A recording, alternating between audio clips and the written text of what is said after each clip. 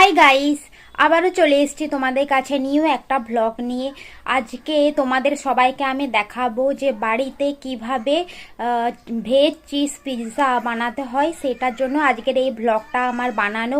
তো তোমরা ভিডিওটা স্কিপ না করে পুরো ভিডিওটা দেখতে থাকো। প্রথমে আমাদের একটা পাত্র নিতে হবে, তারপর এই দেখো কুসুম গরম জল নিতে হবে, আর এই জলটা এই কাপের মধ্যে ঢেলে নিতে হবে 1 কাপের মতো।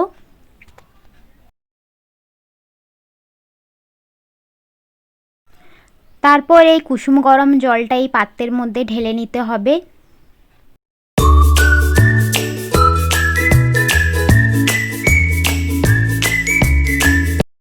তারপর হাফ চামচ চিনি নিতে হবে, আর চিনিটা ভালোভাবে গুলে নিতে হবে।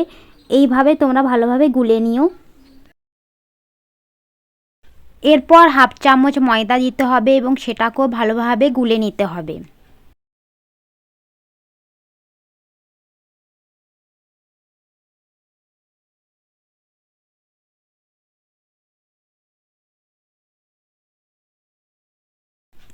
তারপর 2 চামচ ইস্ট দিতে হবে এবং সেটাও ভালোভাবে মিক্স করতে হবে।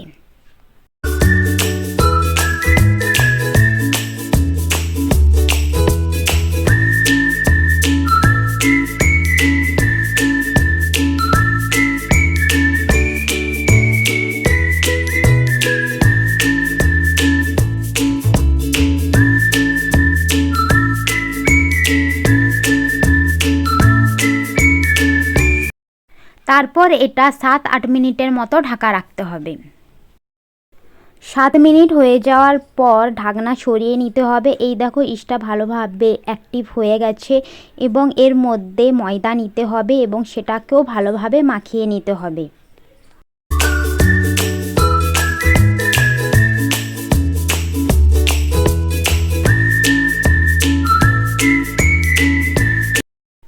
তারপর অল্প পরিমাণে নুন দিয়ে সেটাকে ভালোভাবে মাখিয়ে নিতে হবে।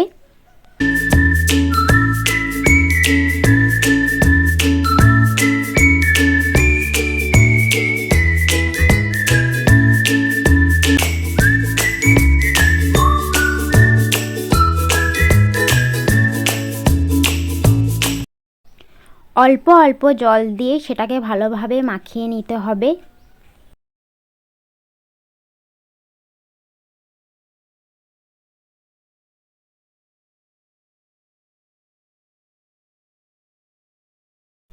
অল্প পরিমাণে সাদা তেল দিয়ে সেটাকে ভালোভাবে মিক্স করতে হবে।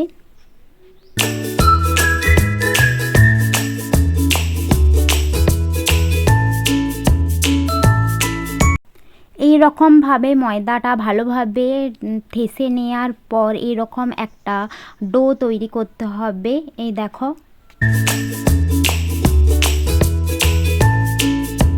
এরপর পাত্রের মধ্যে সাদা তেল ভালোভাবে লেপে নিতে হবে, আর এই ডোটার মধ্যেও সাদা তেল ভালোভাবে লেপে নিতে হবে। তারপর ডোটা পাত্রের মধ্যে রেখে দিতে হবে।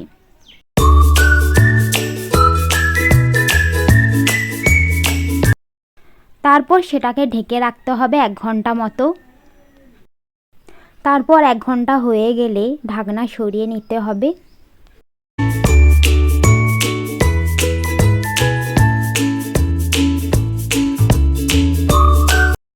তারপর অল্প ময়দা থালার মধ্যে ছড়িয়ে নিয়ে সেই ডোটাকে আবার ভালোভাবে ঠেসে নিতে হবে।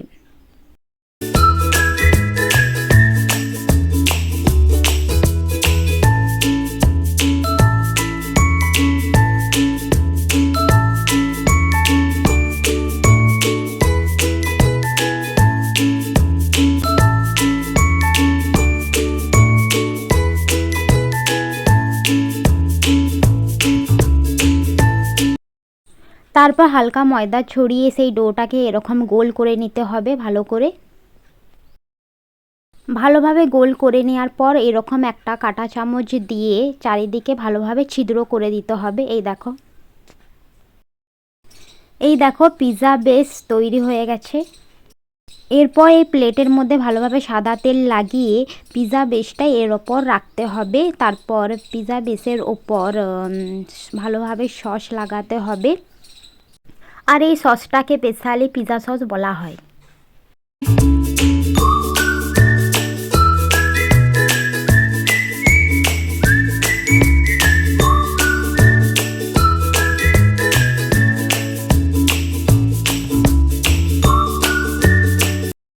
পিৎজা সস ভালোভাবে লাগিয়ে নেওয়ার পর তার উপর চিজ ছড়াতে হবে।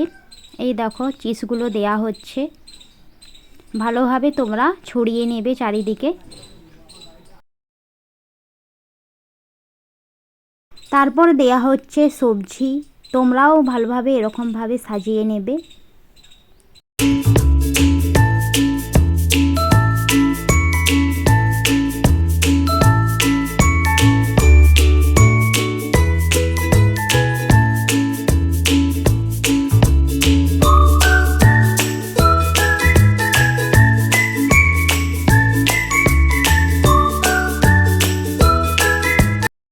ভেজটা ভালোভাবে এরকম সাজিয়ে নেওয়ার পর তার উপর আবার চিজ ছড়াতে হবে এরকমভাবে।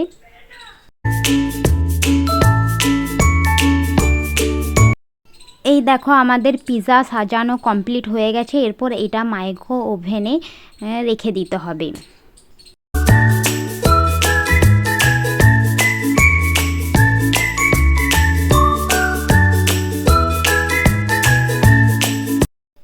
এই দেখো পিৎজা সম্পূর্ণ রেডি হয়ে গেছে এবং সেটাকে মাইক্রো ওভেন থেকে বার করে নিতে হবে।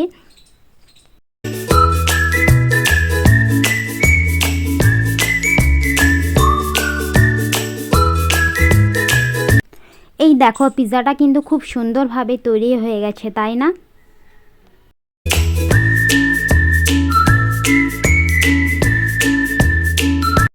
আর পিৎজাটা খেতেও খুব সুন্দর হয়েছিল, খুব টেস্টি ছিল কিন্তু। তো তোমরাও যদি বাড়িতে এরকম ভেজ চিজ পিৎজা বানাতে চাও তাহলে চটপট বানিয়ে ফেলো। তো আজকের ভিডিও এত দূরই ছিল। ভিডিওটা দেখে তোমাদের কেমন লাগলো অবশ্যই লাইক আর কমেন্ট করে জানিও।